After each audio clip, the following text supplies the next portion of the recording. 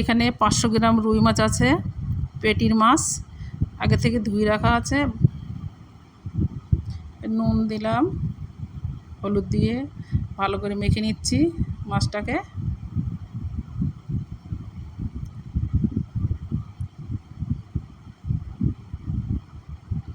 এটা আমি আদাটা থেতো করে নিচ্ছি যাতে বাটতে সুবিধা হয়, ভালো করে বেটে নিচ্ছি আদাটা। এবার জিরিটা দিয়ে দিচ্ছি, জিরিটা ভালো করে বেটে নেব। কড়াই তেল দিয়ে দিলাম, এবার একে একে মাছগুলো দিয়ে দেবো। মাছটা এক পিঠ ভাজা হয়ে গেছে, মাছটা আমি উল্টে নিচ্ছি। মাছটা আমার ভাজা রেডি, তুলে নিচ্ছি। এবার 4টে এলাচ আমি মুখ ফাটিয়ে তেলের পরে দিয়ে দিলাম। এবার আদা বাটা, জিরে বাটাটা দিয়ে দিয়েছি।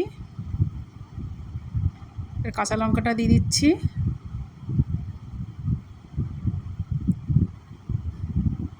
একটু কাশ্মীর লঙ্কার গুঁড়ো দিয়ে দিলাম।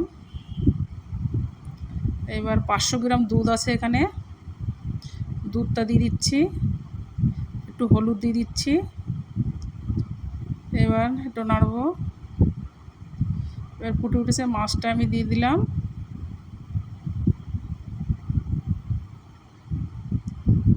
ঝোলটা ফুটছে, এর অল্প জিরের গুঁড়ো দিয়ে দিলাম একটু হালকা। বাটিতে নামিয়ে নিলে দুধ রুই রেডি।